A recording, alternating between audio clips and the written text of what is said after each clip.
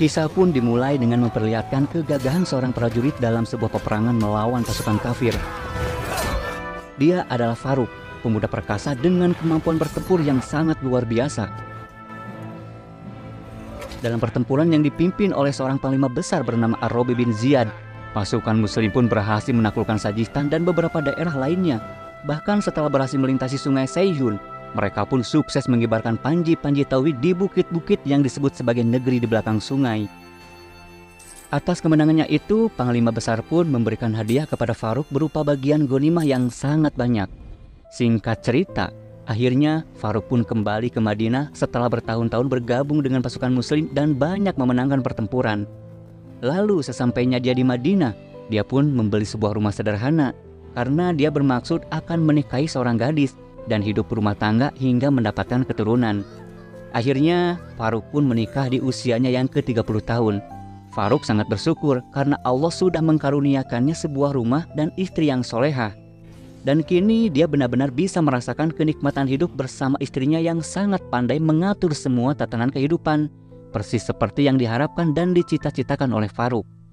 Lalu pada suatu hari, tepat di hari Jumat, di mana saat itu kaum muslimin sedang melaksanakan sholat Jumat, Khatib Masjid Nabawi memberikan kabar gembira tentang kemenangan kaum muslimin di berbagai medan perang. Khatib juga memberikan motivasi kepada jamaah untuk terus berjihad fi sabilillah dan menjelaskan kepada mereka tentang keutamaan syahid demi meninggikan agama Allah. Mendengar khutbah tersebut, hati Farouk pun bergejolak ingin kembali ke medan pertempuran, berjihad bersama kaum muslimin. Maka sepulangnya Farouk ke rumahnya, dia pun ceritakan tekadnya itu kepada istrinya, sehingga istrinya bertanya, "Wahai Abu Abdirrahman, kepada siapa engkau akan menitipkan aku beserta janin dalam kandunganku ini, sedangkan engkau adalah orang asing yang tidak punya sanak keluarga di kota ini?" Farouk pun berkata, "Aku titipkan engkau kepada Allah dan Rasulnya.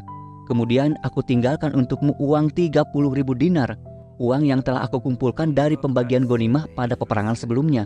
Silakan pakai secukupnya untuk keperluanmu dan keperluan bayi kita dengan sebaik-baiknya, sampai aku kembali dengan selamat dan membawa ghanimah. Atau Allah Subhanahu wa Ta'ala memberi aku rezeki terbaik, yaitu mati sebagai syuhada seperti yang saya idamkan." Melihat kebulatan tekad dari suaminya itu, sang istri pun mengizinkannya untuk kembali berjihad demi Islam. Maka Farouk pun pamit kepada istrinya dan pergi bersama kaum muslimin lainnya untuk membuka daerah Bukhara, Samarkand dan sekitarnya. Beberapa bulan setelah keberangkatan Farouk, sang istri pun melahirkan seorang bayi laki-laki yang gagah dan berwajah tampan. Sang ibu menyambutnya dengan penuh bahagia hingga kehadirannya pun mampu mengalihkan perhatiannya akan kesepian dan kerinduan pada suaminya.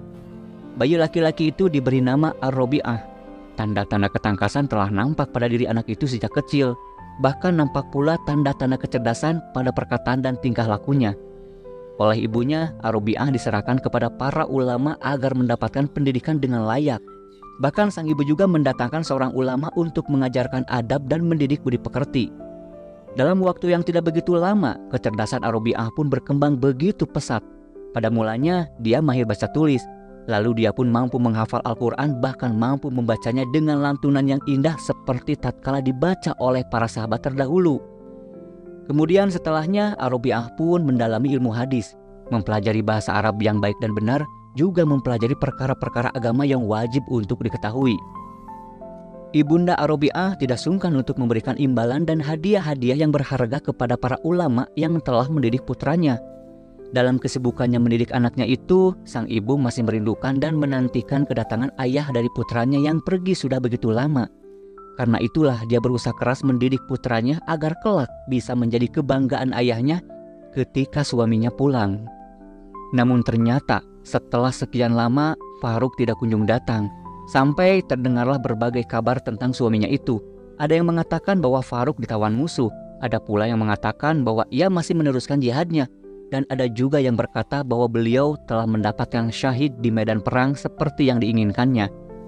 Sang istri pun menduga bahwa pendapat yang terakhirlah yang paling memungkinkan, mengingat berita tentang Farouk terputus sama sekali. Beliau pun menjadi sedih, namun beliau kembalikan segala persoalan kepada Allah Subhanahu wa Ta'ala yang Maha Pengasih dan Penyayang. Singkat cerita, Ar-Rabi'ah kini sudah menginjak usia remaja dan hampir balik. Dia sudah mampu menghafal Al-Quran dan meriwayatkan hadis. Kemudian Robi'ah pun memilih untuk terus menuntut ilmu dan bertekad untuk menghabiskan hidupnya dengan belajar dan mengajar. Dia sangat rajin mendatangi halakoh-halakoh ilmu yang memenuhi Masjid Nabawi. Dia bersahabat baik dengan sisa-sisa sahabat utama, di antaranya adalah Anas bin Malik, pembantu Rasulullah SAW. Dia juga belajar ilmu dari para tabi'in terkemuka seperti Said bin Musayyab, Makhlul Asyami, dan Salamah bin Dinar. Singkat cerita, karena ketekunannya dalam mencari ilmu, kini Robi'ah sudah dewasa dan menjadi ulama di Madinah. Dia senantiasa dihormati oleh murid-muridnya dan diunggulkan oleh kaumnya. Kehidupan ulama Madinah ini begitu cemerlang. Dia habiskan kesehariannya untuk keluarganya di rumah, sebagian lagi di Masjid Nabawi dengan menghadiri kajian ilmu dan halakoh-halakoh. Sampai suatu ketika terjadilah peristiwa yang sama sekali tidak terduga dalam hidupnya. Pada hari itu terlihatlah seorang prajurit tua berusia 60 tahun memasuki kota Madinah. Dia menyusuri jalan-jalan kampung menuju rumahnya dengan naik kuda. Dia tidak tahu apakah rumahnya masih seperti yang dulu atau sudah berubah, karena telah dia tinggalkan sekitar 30 tahun yang lalu. Dia pun bertanya-tanya dalam hati, apa yang sedang dilakukan istrinya saat ini? Bagaimana dengan kandungannya? Apakah lahir bayi laki-laki ataukah perempuan? Lalu apakah anak itu hidup atau mati? Dan jika hidup, apa yang sedang dia lakukan? Saat malam hari, dia pun hampir tiba di rumahnya. Terlihat banyak orang hilir mudik di perkampungan Madinah, karena pada saat itu baru saja sholat Isya ditunaikan. Tetapi orang-orang itu berlalu begitu saja tanpa ada seorang pun yang mengenalinya. Tidak ada seorang pun yang menghiraukannya, dan tidak ada seorang pun yang memperhatikan kuda atau pedang yang bersandang di pundaknya. Rasa penasaran dan was-was memenuhi pikiran prajurit tua ini. Saat ini ia masih sibuk memikirkan jalan-jalan dan bangunan yang telah banyak berubah. Lalu tanpa sadar, ia dapatkan dirinya telah berada di depan rumahnya. Dia dapatkan pintunya sedikit terbuka. Kegembiraannya yang meluap menyebabkan ia lupa meminta izin kepada orang yang berada di dalam rumah. Ia pun langsung masuk begitu saja melalui pintu tersebut.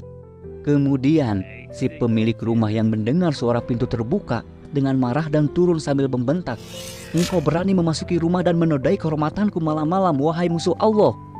Dia menerkam bagaikan singa yang mengamuk ketika sarangnya hendak dirusak. Tanpa memberi kesempatan untuk berbicara, dia pun langsung menyerang. Akhirnya keduanya pun langsung terlibat pertarungan sengit. Para tetangga dan orang-orang di jalanan mengerumuni dua orang yang sedang berkelahi itu. Lalu beberapa saat kemudian, laki-laki si pemilik rumah itu pun berhasil mencengkram kuat-kuat leher lawannya sambil berkata, "Wahai musuh Allah, demi Allah, aku tidak akan melepaskanmu kecuali di muka hakim." Orang asing itu pun berkata, "Aku ini bukan musuh Allah dan bukan juga penjahat, tapi ini adalah rumahku, ini milikku. Kudapati pintunya terbuka, kemudian aku pun masuk." Mendengar keributan itu, ibu si pemilik rumah pun yang sedang tertidur, dia pun akhirnya terbangun. Lalu ia pun kemudian melihat dari jendela atas dan alangkah terkejutnya saat melihat suaminya sedang bertarung dengan anaknya sendiri. Pemandangan itu membuat lidahnya nyaris keluh, sulit untuk berkata-kata. Namun akhirnya dengan sekuat tenaga dia pun berteriak, "Lepaskan, lepaskan dia! Robi'ah, lepaskan dia, wahai putraku! Dia adalah ayahmu, dia adalah ayahmu!"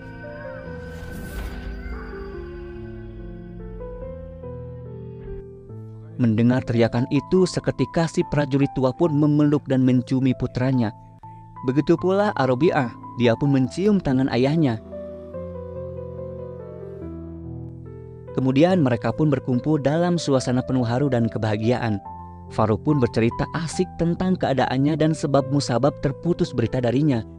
Namun istrinya tidak bisa menikmati cerita itu karena tiba-tiba muncul suatu masalah yang membebani pikirannya. Dia dibayangi oleh kekhawatiran akan masalah uang titipan suaminya yang telah habis tanpa sisa. Dalam hati dia bergumam, "Apa yang harus aku katakan bila suamiku menanyakan uang yang diamanatkan kepadaku dulu? Bagaimana sikap suamiku bila aku katakan bahwa hartanya itu sudah habis tidak tersisa? Bisakah dia menerima alasanku bahwa uangnya itu habis untuk biaya pendidikan putranya? Dan akankah dia percaya bahwa pendidikan putranya sampai menghabiskan 30.000 dinar?" Selagi pikirannya terbang jauh, tiba-tiba suaminya pun menoleh kepadanya dan berkata, "Aku membawa uang 4.000 dinar. Sekarang ambillah uang yang aku titipkan kepadamu dulu.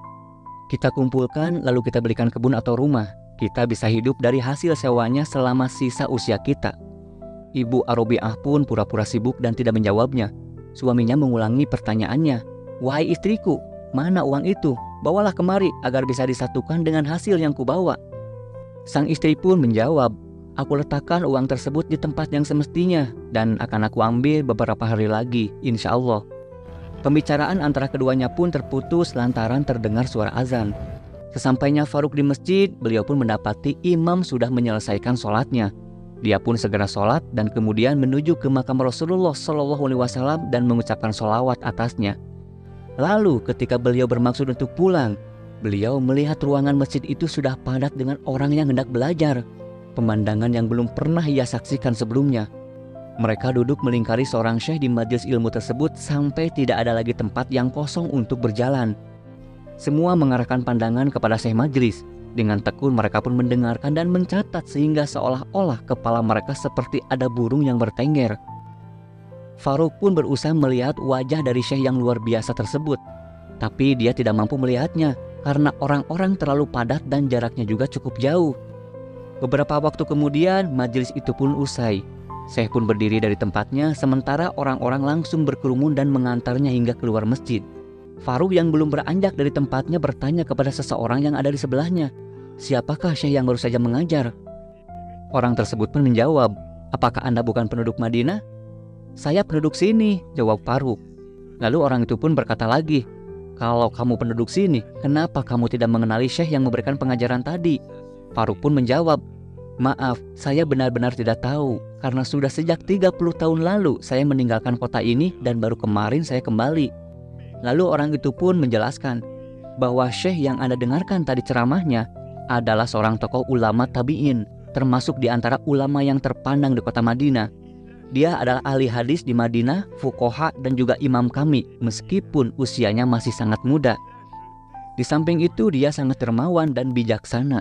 Tidak ada di Madinah ini orang yang lebih dermawan terhadap kawan dan keluarga darinya. Faruk pun kemudian bertanya, siapakah namanya? Maka orang itu pun menjawab, namanya adalah Rabi'ah Ar-Rayi. Nama aslinya sebetulnya adalah Ar-Rabi'ah, tapi para ulama dan pemuka Madinah biasa memanggilnya Ar-Rabi'ah Ar-Rayi. Karena setiap kali mereka menjumpai kesulitan atau merasa tidak jelas tentang suatu nas dalam kitabullah dan hadis, mereka selalu bertanya kepadanya. Kemudian Faruk pun bertanya, siapakah nasabnya? Orang itu pun menjawab, dia adalah Ar-Rabi'ah putra Faruk yang memiliki julukan Abi Abdirrahman. Mendengar itu tiba-tiba Faruk pun meneteskan air mata tanpa lawan bicaranya tahu penyebabnya. Kemudian beliau pun mempercepat langkahnya untuk pulang. Begitu melihat suaminya datang sambil meneteskan air mata, ibunda Ar-Rabi'ah pun bertanya, ada apa wahai Abu Abdirrahman? Beliau pun menjawab, tidak apa-apa wahai istriku. Aku melihat putraku berada dalam kedudukan ilmu dan kehormatan yang tinggi yang tidak kulihat pada orang lain. Kesempatan tersebut dipergunakan oleh Ibu Ar-Rabi'ah untuk menjelaskan tentang harta amanat suaminya yang ditanyakan sebelumnya. Dia pun berkata, menurut Anda, manakah yang lebih Anda sukai? Uang 30.000 dinar atau ilmu dan kehormatan yang telah dicapai oleh putramu? Faruk pun berkata, demi Allah, bahkan ini lebih aku sukai daripada dunia dan seisinya. Maka Ibu Ar-Rabi'ah pun berkata, ketahuilah wahai suamiku, aku telah menghabiskan semua harta amanatmu itu untuk membiayai pendidikan putra kita. Ridhokah Anda dengan apa yang telah aku lakukan?